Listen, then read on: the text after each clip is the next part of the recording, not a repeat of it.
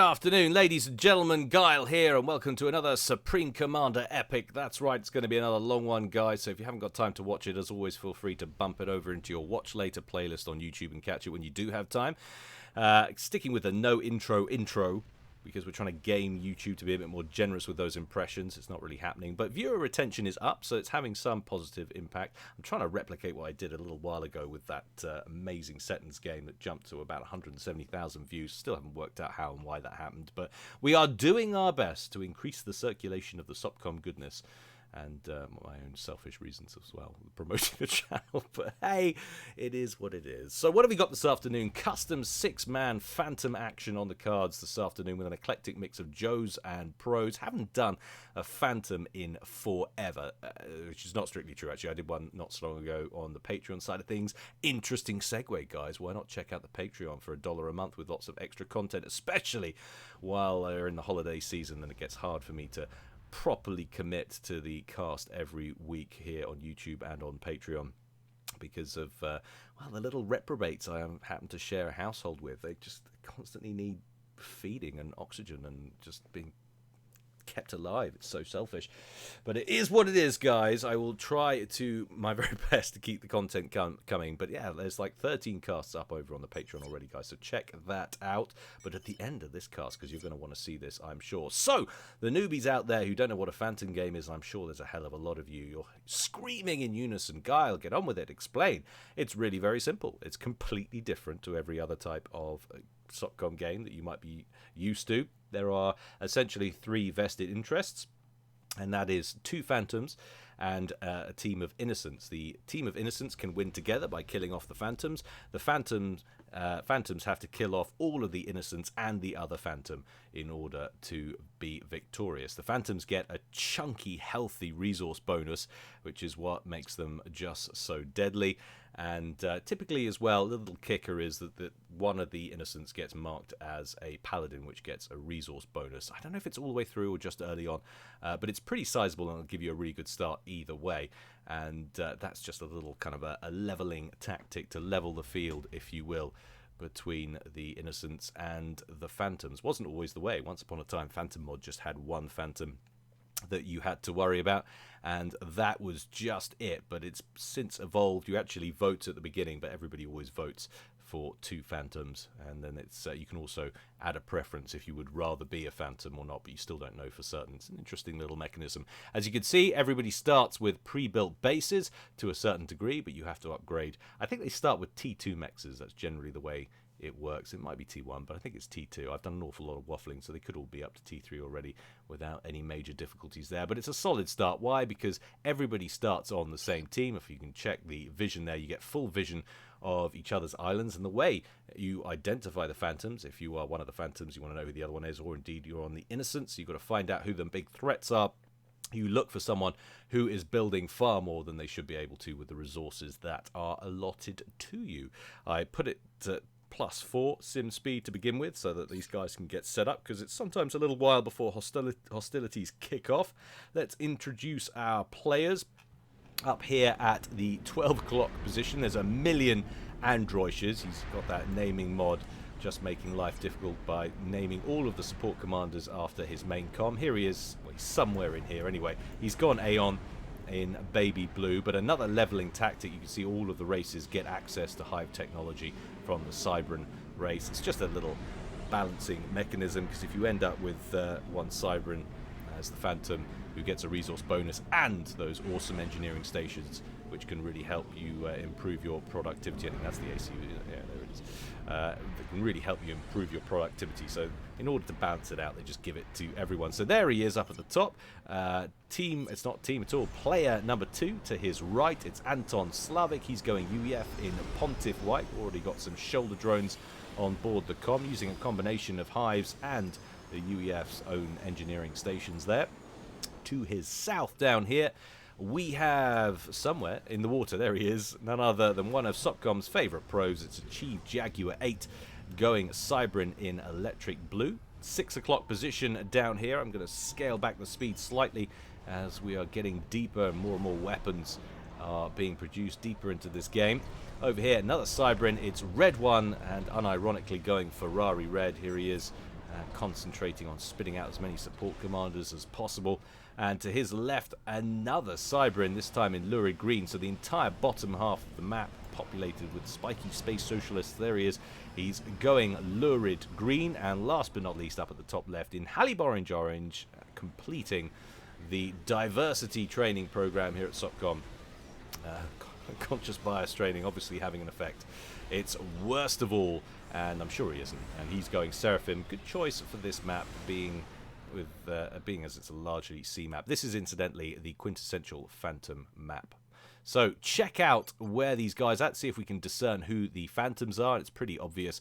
The top two players in terms of generated resources there, Red One and Achieve Jaguar. So the two Phantoms right next door to each other, on top of each other, so to speak, spitting out the most amount of resources there. The Paladin, the Innocence star player, if you will, is located all the way up here at the top. It's Android by the looks of things, and he's setting up nicely. So when things kick off, you would typically expect to see the Phantoms go in at all of the other Innocents. They won't go straight after each other, especially if they're right next door to each other, because, well, it's just handing the win there to the Innocents. If you check out the chat, it's pretty obvious that they've rumbled the Phantoms. They're not trying to hide it, and it's much harder. In the older ones, you used to get the older games where you had like one Phantom, and everybody else was against that Phantom. You didn't have a Paladin or anything like that. People used to play the long game, and they used to try and remain hidden, and then people would get bored and start taking out other Innocents and what have you.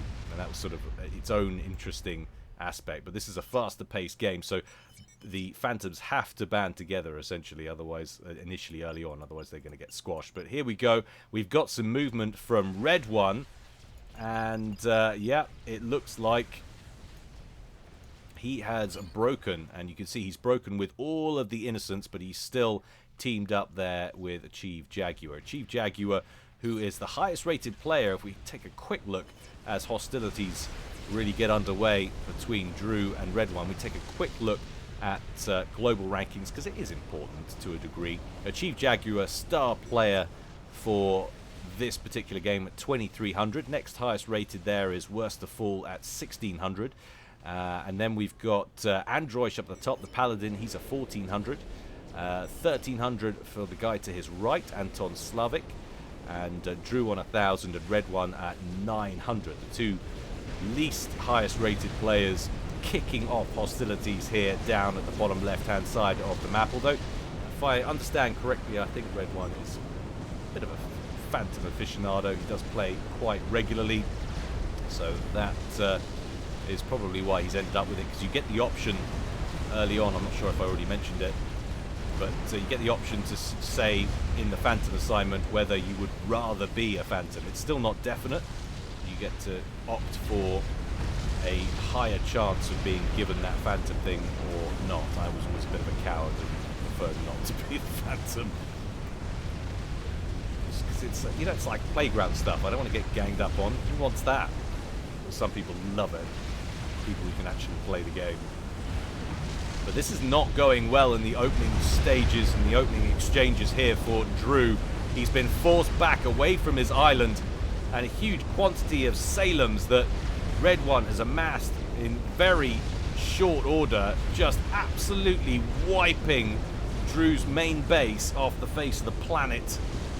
That main island already in bits. Worst of All has turned up to try and support his neighbor with 4 Seraphim battleships. Red One's going to want to keep his T2 Navy ships on the move to try and avoid as much of that incoming fire as possible. It's never easy. And he has got a decent amount of Barracudas out, old Drew. The question is, will that save him? And now we've got some Galaxy-class battleships rolling in really quickly. You can see the impact that that Phantom bonus has. Just look at the structural development of Red One's base, the sheer quantity of support commanders and mass fab farms operational, and all of these clumps of hives assisting T3 naval yards and quantum gateways on the other side of them. What's happening over here? Take a look at Achieve Jaguar. Oh, but no, Drew's out already. Picked off right at the corner of the map by his T1 shipyards. That was a very swift execution by Red One, who picks off Drew and keeps now a little bit of a buffer zone between the other innocents on that left-hand side and his main base. And you can see his support commanders already on the way out to take over Drew's old island. That's nasty for the innocents. Very difficult. See a lot of units now drifting in this direction. And Androsh sending out a lot of his flak over to assist Anton Slavic. Not actually an awful lot of aerial threat coming from the Phantoms. I don't see any planes at all. In fact, it's all naval power. So the flak is of limited use at the moment, but that navy could be crucial. And worst of all, wanting to make sure it's not an easy ride for Red One. Already airlifting a couple of support commanders in to take over his old teammate's former base.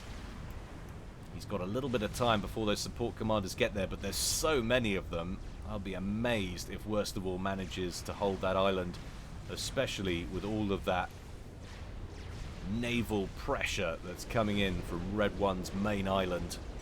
Absolutely terrifying stuff. Meanwhile, we have got forward movement from a Chief Jaguar, sending in a few frigates in front and using those Galaxy-class battleships to dish out the pain from a little further back.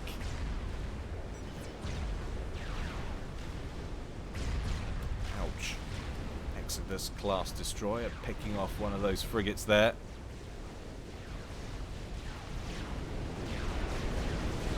Credit where credit's due to worst of all. He's amassed a decent number of battleships here. God, how many has he got?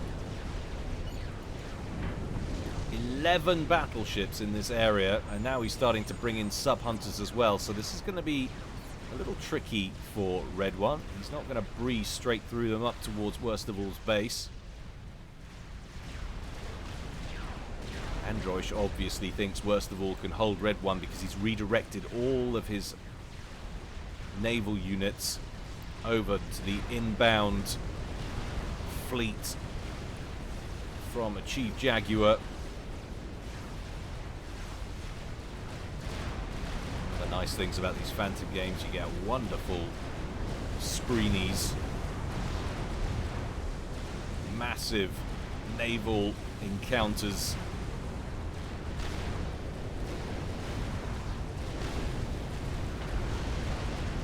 Missiles raining down, hitting mostly water, of course, as those Cyberman vessels on the move. But would you look, just look at the amount of harms that a Chief Jaguar has deployed. T3 torpedo ambushing systems, absolutely brutal.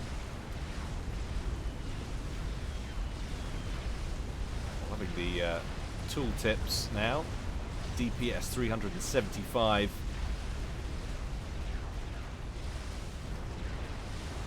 On the torpedo.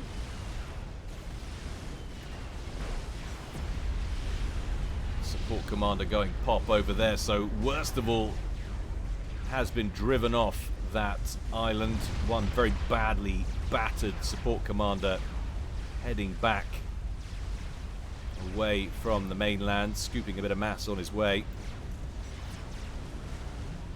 Ouch.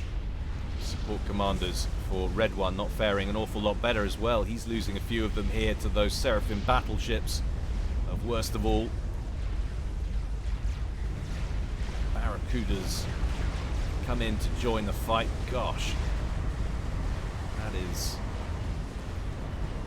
pretty excessive. 67 Barracudas, and now we're finally seeing some airplay in from Red One, going straight after these Seraphim battleships. A couple of Omens in there as well, no doubt gifted over from Androsh, who is more or less fully deploying to support Slavic over here to his right against the inevitable onslaught from the Chief Jaguar.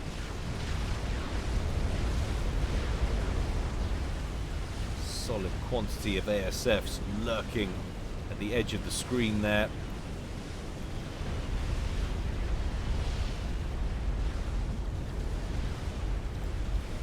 Subs on the other side for Red 1 merging with these battleships.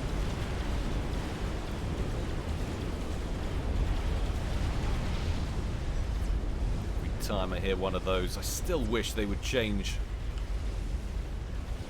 the audio for the support commander pops. Make my life so much easier. You can already see though, one of the lead battleships succumbing to some of that forward harm's pressure. All the little blips of torpedoes hammering into those vessels. This is not something Android really wants to get embroiled with. He's ground firing, trying to take some of them out.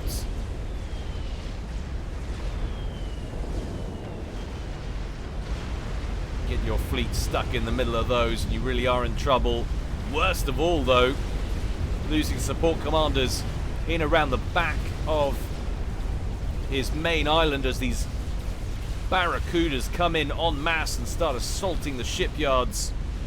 He's pulled his fleet right back to the main base. Gonna start seeing some torpedo bombers out from the Innocents. They have got a couple of them lurking from worst of all, and a lot of these barracudas are badly damaged actually. Now we've got intentional ground fire trying to kill them from the surface with AoE. It's actually working pretty well. Still feel like that needs to be nerfed a little bit. Shouldn't be so easy to take out submarines with battleship artillery. Answers in a comment section on how you feel about that, guys. Just from an RP point of view, bothers me slightly. Surely the whole point of the submarine.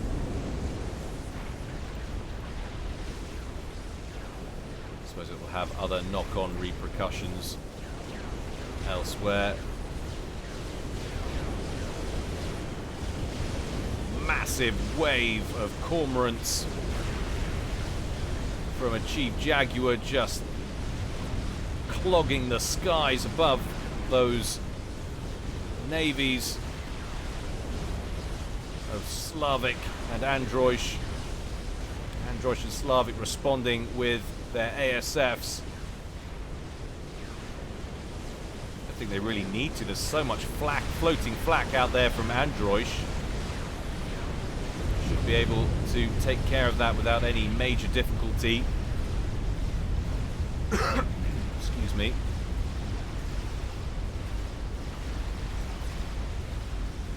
We will lose all our bases, says Android.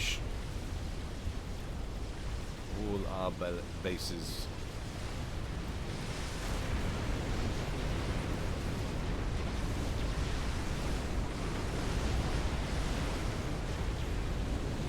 Ouch. A couple of support commanders lingering over here longer than they should have done. This isn't looking great right now for the Innocents.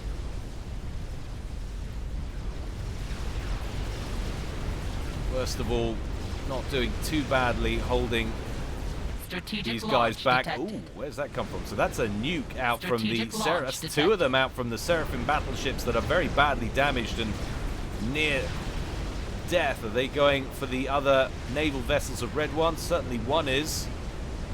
That should bag a few of them.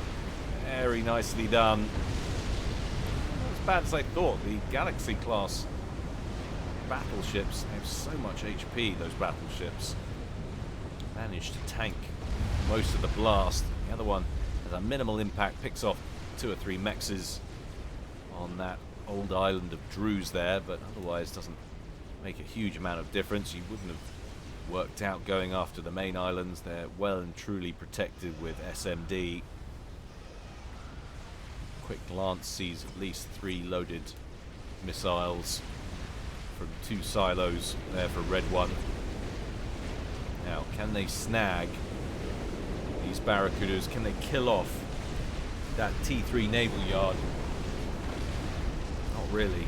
Just check out the repair function that those hives can dish out. But oh no, it doesn't really matter. Mass fab farm right at the front of that island for worst of all. Down and out. So many battleships at the front of the island. Those Barracudas, a wonderful distraction, and they stifled naval production there for worst of all. While the Galaxy class came in on the other side of the island and just leveled it with a couple of volleys. Just look at it. Anton Slavik throwing out the GG, and he already controlled K's. He didn't like the way that was going. That was premature as far as I'm concerned. But some players are like that. Now, we are going to have forward momentum for Achieve Jaguar, who's going to continue to press. Androsh is going to withdraw, consolidate around his main base, and it looks like the support commanders left over from worst of all is going to try and push up towards Androsh's base for extra protection as well. Where is worst of all's comm? There he is, right at the top of the map, in about as safe a spot as he could find. So now we're entering an interesting phase, because at what point do hostilities break out between the two Phantoms, who are right next door to each other? Check out that Maginot line of Harms and Sams there for Red 1. Proper you shall not pass business. Very pretty stuff. And just like the Maginot line, Chief Jaguar could just go through the Ardennes at the top. But I mean, there's the pesky problem of a massive naval fleet in the way, but that's a potential route if you didn't want to get hung up in that.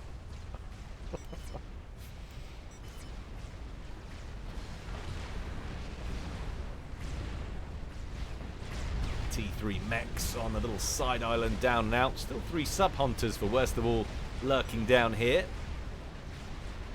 As engineers hurriedly get to work scooping the mass. What are we looking at here in terms of eco? So Androsh hovering around the 1.3k mark. Achieve Jaguar around 2.2, something like that. Red 1 about 1.9, 2.2, that sort of area. Strategic launch detected. And we have an operational Scathis from Achieve Jaguar, lobbing its first volley in towards Androsh's main base. We have a nuke out, which is heading in the opposite direction. Looks like it might be going after some of these support commanders, potentially. Certainly looks like it's heading that way.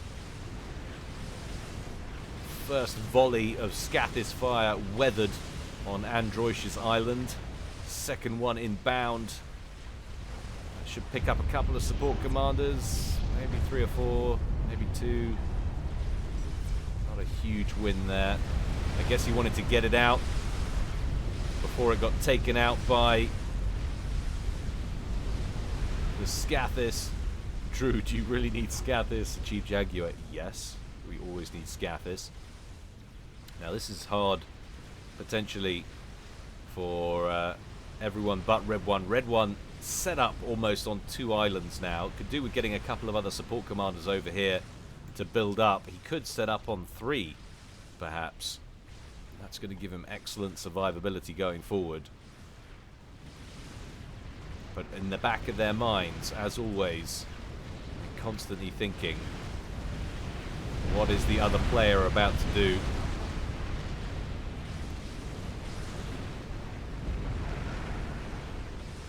All players have been revealed, so of course, have they been playing it sneaky and not wanting to be aggressive? This would be the point that the players in the game find out, ow, it was Dave.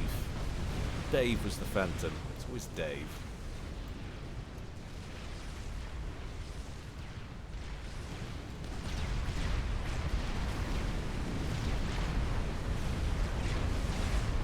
Galaxy-class battleships continuing their onslaught against what's left of Sevastopol's base.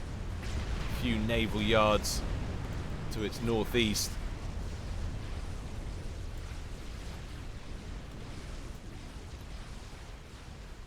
"33 minutes gone. At some point, someone's going to break and fire the first shot down here.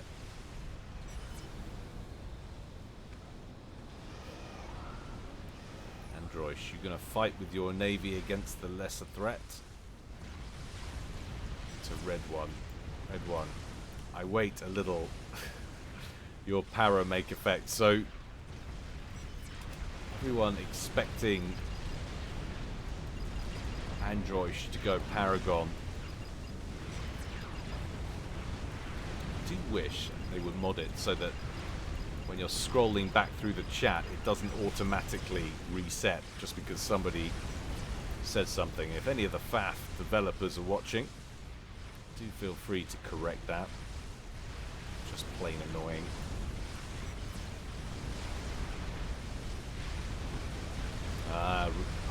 Red one and achieve Jaguar.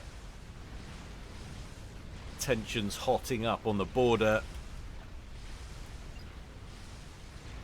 Why you don't send Navy? I kill 2 of mine, says Red one. I see most of your Navy at my border. For security. Without, I'm naked. Well, you definitely want to keep. I think Red one's got a point. He has got a solid amount of Navy up here, and he's pressured. He's taken out Sevastopol, and he's pressured the edges, at least, of Androsh's main base. Whereas, ever since the demise of Anton Slavik, a Chief Jaguar, who's clearly no fool, has kept his Navy back here. And, well, I mean, you would.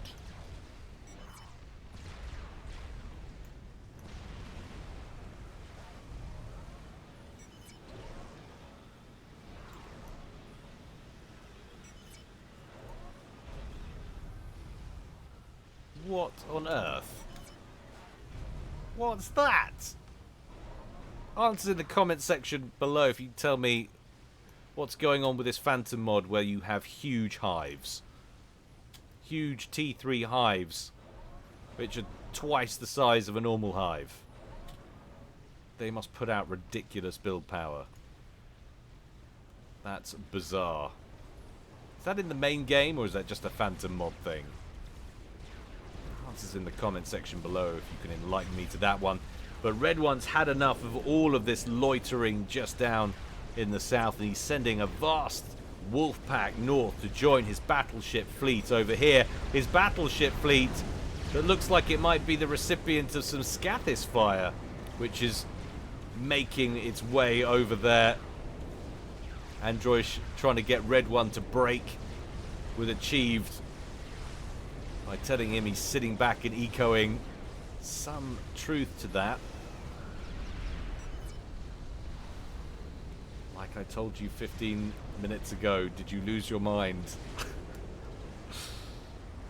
Our shields all down here as Red one has some power fluctuations. Got a nuke launcher there with one loaded. And 2 Scathis queued up over here. Just look at how quickly that's been constructed. And that's the source of the power failures, the sheer amount of mass that is being gobbled up on this mini island down here. He needs to get himself an anti-nuke, though, to keep that safe.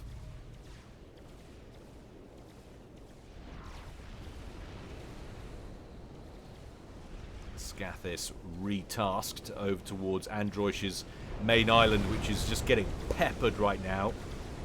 Those Aeon shields, though, holding up a lot better than the Cyberman ones down here will when they open up on each other. Interesting. He fired a couple of shots and then turned it off. Doesn't want to either kill off Androsh too early or alert Chief Jaguar to the danger unnecessarily. Chief Jaguar is about to be out-Scathist despite having won first. and it's redirected, and the brake is on as the two lines of harms go to town on one another. Red one fires a nuke into the front line of those naval defenses. Chief Jaguar goes straight for that mini side island with a newly constructed Scathis and another one on the way. All of the vessels open up on each other. Most of those battleships we saw earlier that took out Worst of All's main base. Worst of All, who's incidentally still in the game. They've been brought back. Bombarding that corner position on that little side island there. Nuke lands, takes out a bunch of the harms, and the Barracudas swarm into the breach. Hasn't torn as big a hole in the defenses as he would have liked, I'm sure. But the two sets of Scathis going to absolute town on one another. And it is 2v1. That's going to be really hard for a Chief Jaguar to tank. Chief Jaguar switching up, going after the main base, wants to inflict maximum damage on the economy. Take out as much of the production power as he can. So many Barracudas in here, so many battleships for a Chief Jaguar. His Barracudas that were slightly further north near the Ardennes, the aforementioned Ardennes, taking a resounding torpedo bomber creaming from what is an enormous pile of cormorants, it has to be said. The Chief Jaguar brings in his ASFs to try and thin those out, and it's just an absolute mess. But a Chief Jaguar's base faring very badly against double Scathis, exactly as you would expect. Chief Jaguar losing his Scathis and just about everything important on that main island. I assist shields, but too strong. Worst of All, chiming in with the quality of cyber and shielding. No argument from me there. So, Jaguar, looking like he's a bit on his knees, has got a couple of disruptors up here, a few more on the way as well. But the main base taken out, and Red One faring pretty well, all things considered. Now, in the meantime, Androsh on the move. Looked like he was pushing in towards achieved position, but I think upon closer reflection of just how this has panned out, we might be prioritizing Red One. And that's definitely the right maneuver, I think. Hostilities, they amped up too quickly between the two Phantoms, so the Innocent wasn't taken out. The Paladin, in fact, there's a Paladin and an Innocent left, and the Innocent, worst of all, is still producing battleships. There's quite a few of them. 3 over there, another 2 over there, another 2 inbound. Now we're starting to see Tempests coming out from the Paladin as well. But just look at these exchanges. So many harms down here. They will be chewing through these battleships incredibly quickly, but there were so many of them. There's still a decent amount of them here. How much damage can a Chief Jaguar inflict before these Galaxy-class ships are sunk? And they are going to get sunk. So many harms everywhere. Shielding, holding for the time being. Strategic launch detected. To a point, another nuke out. This one's going a bit further back, deeper into the sea defenses over here. That main base just absolutely totaled. Looking like he's got one T3 mechs left on it and a few P-gens. The nuke is going to land. So, for the time being, Androsh happy to sit back and let these two fight it out and deplete each other as much as possible. Probably a sensible decision in the scheme of things. Disruptor batteries over here.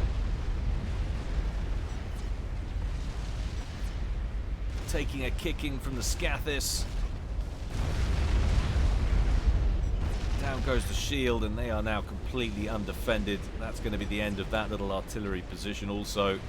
The Galaxy-class fleet has been completely annihilated. The last vessel standing over here and bear the brunt of all that combined T1 and T3 torpedo fire.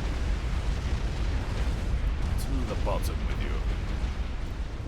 Best place for all cyber tech. Acting as artificial reefs.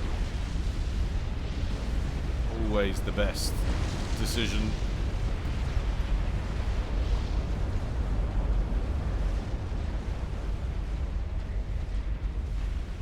Side Island holding out, that solitary support commander getting up another shield, and with those hives in place, they're able to support it, keep it pumped up. More shields going up to protect the Scathis. Have done remarkably well. That has been the key to this. He built those so quickly with these redonkulous engineering stations. Didn't even know that was a thing. Definitely, guys, if no one's mentioned it, do mention it in the comment section below. Very intrigued as to the emergence of those. Haven't seen those before. I don't know whether it's a Phantom specific thing or something in a recent patch that I've missed. Both are entirely possible outcomes of that. We have T3 artillery from Androish as well. He's got so many support commanders now, he hasn't even bothered to rebuild all of the mexes on his main island. Actually expanding out to Worstable's old island also.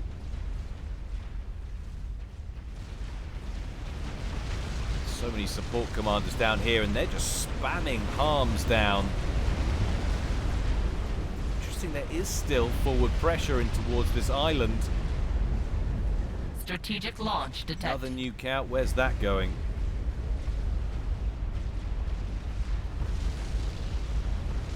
Some mass fabs there. That would be a terrible place for one, but it's going further north. Is that going after those disruptors? 3 T3 artillery pieces over there. If you can hear my dog barking in the background, he's just quit smoking. A little bit tetchy today.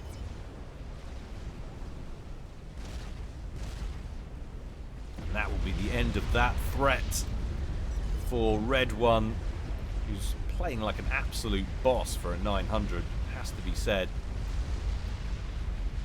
Which what leads me to believe he's a bit of a Phantom aficionado. Either that or a Smurf.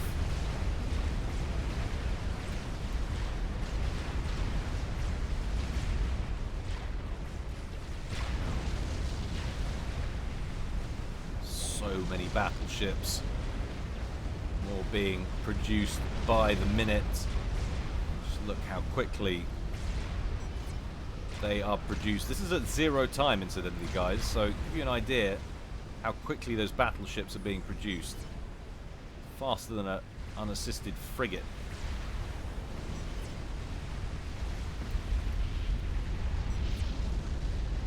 Massive wave of Corsairs out from Red One, heading over to Jaguar's patch.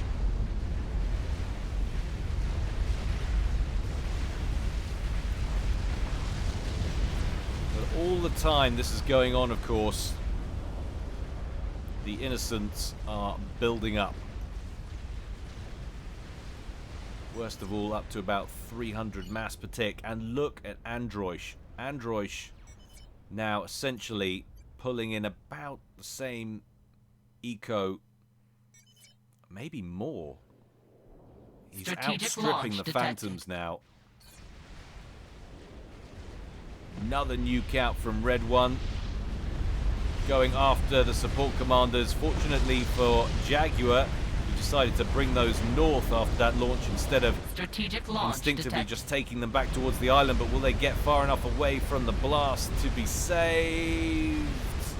Yeah, they will. The harms, however, will not. It's a real shame for Jaguar, who has managed to sneak a Monkey Lord right up to the main base of Red One. How much damage can he inflict? Well, the Galaxy-class battleships will open up on him immediately as soon as he breaks out of the water there. He's not going to get an awful lot done. Does manage to take out a couple of shield gens and an SMD out on the corner there. It's hardly catastrophic damage inflicted. Oh! But a nuke from Androish, I believe, takes out the Scathis just as they were retasked up towards Androish's island. We're going to get a couple of those landing. Androish will suffer maybe a little bit of damage here and there at the fringes, but largely I think those shields are going to hold. And most importantly, he's going to keep all of those emissaries, of which there are now 4, with a 5th on the way. And that is bad. That's really bad for Red One. Those Scathis were absolutely essential to his game plan.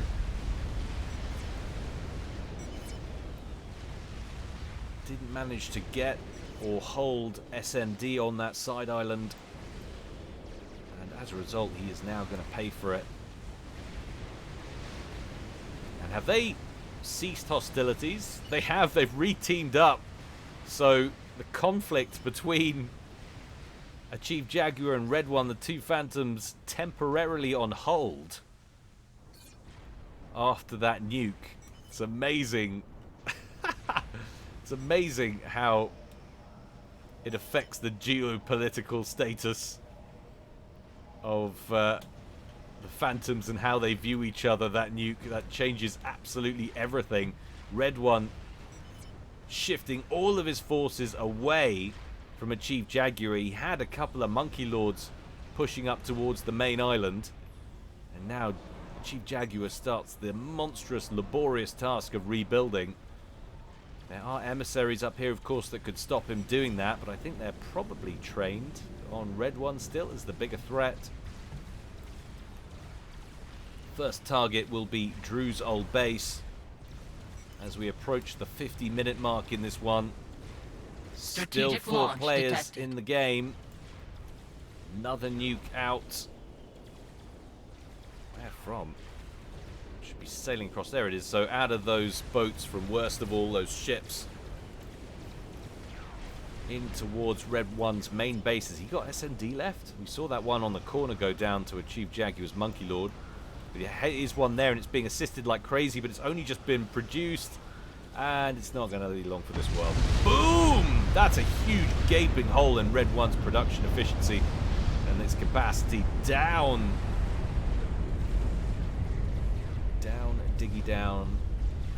My Rigga-digga-devil, my DJ foot up on the metal. Down and out. That naval production. Strategic launch detected. Right at the front of Red One's Strategic base. launch detected.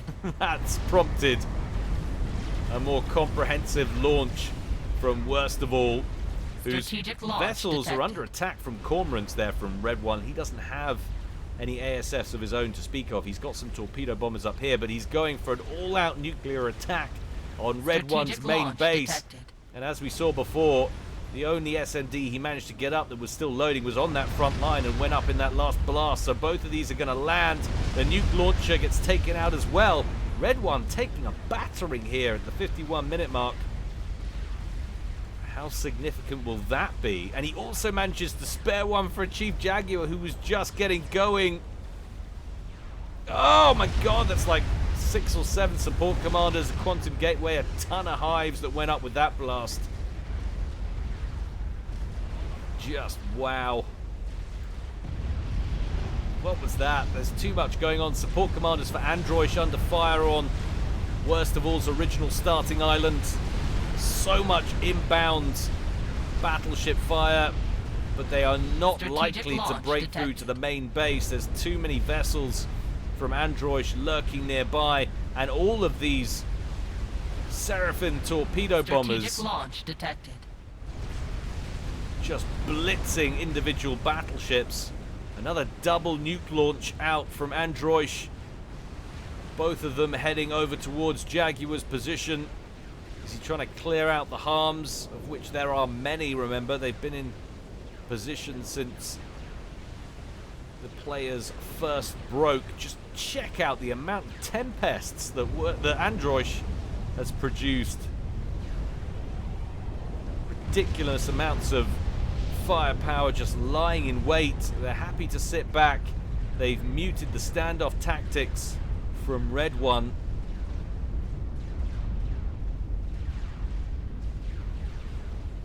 Android putting out 1.5k. Chief Jaguar still on 1.2. Red One on 1. But this northern fleet for Red One looking like it's beginning to dwindle. So much firepower coming in from these omens bunched up here, crying out for a nuke right there, but alas for the Phantoms, there are no nukes available, or even nuke launchers for that matter.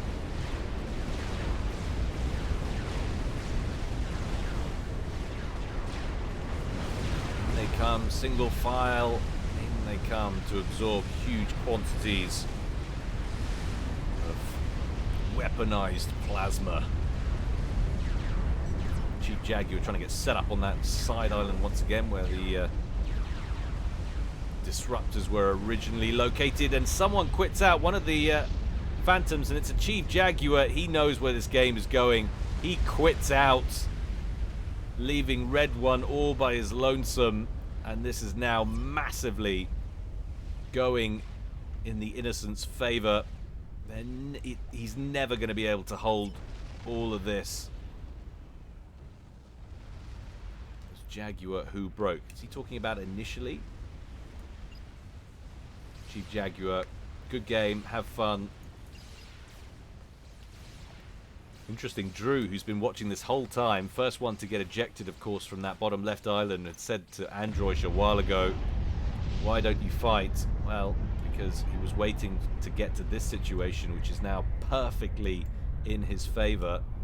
There was no point in getting involved with either of these two while they were slogging it out with each other and depleting their own fighting stocks. What have we got here? 1, 2, 3, 4, 5 emissaries. Lots and lots of missiles being hurried in this silo by these hives. Strategic launch detected. Another one away. Love the way they take off, that acceleration. It's beautifully programmed, this game, visually. And you think it's 2007. 13 years ago. Pretty monumental in the grand scheme of things. Tsars under construction up here at the top right. That nuke inbound. Down to quantum gateways at the side island down here. Look at those engineering stations, just redonk. But now a pile of ash. We could afford to jump a couple of notches in sim speed. We're actually getting out now that fair few players have been eliminated. We're down to just 3. Worst of all's actually got himself set up on Slavik's old island. Lots and lots of mechs is in operation, and now the Tsars are on the move from the top right. Did he ever get up a Paragon? I think he did. Unless it's squirreled away somewhere.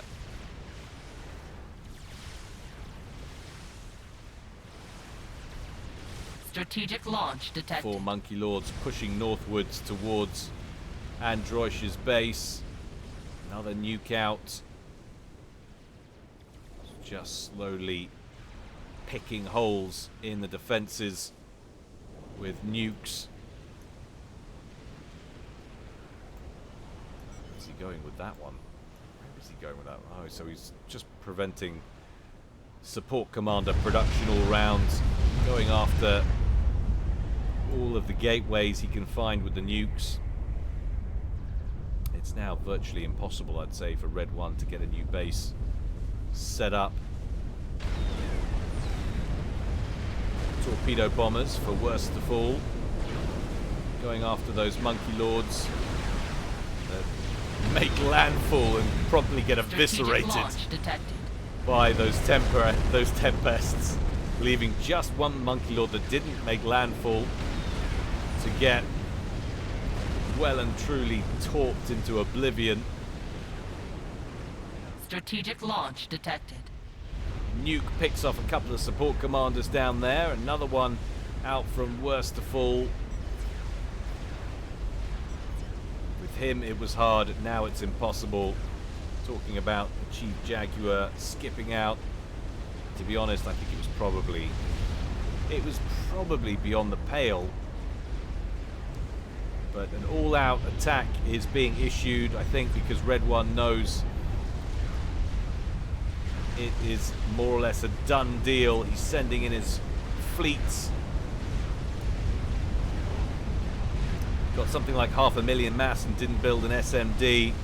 Presumably talking about the two Scathis on the side island. That's definitely an oversight on behalf of Red 1. A couple of SMD there might have been a completely different outcome to this game. Strategic launch detected. Well played, guys. They killed each other, but as the nukes land in a sequential pattern, Red 1 quits out, and the Innocents get the win almost on the nose of 1 hour. GG's all round, but a highly entertaining game. Gotta love some Phantom business. Can't get enough of those. I hope you agree, guys. As always, more to come from me in the future. Don't forget, if you're feeling starved for content, guys, and you want some more Guilecast goodness, you can jump on over to Patreon and check that out if you don't already. Just $1 a month. What is that? That's a chocolate bar or a candy bar, if that doesn't offend you guys too much with my horrendous accent over in the States. It's lots of quality entertainment for virtually nothing. Come check it out, guys. But until next time, stay well and stay safe. This is Guile, signing out.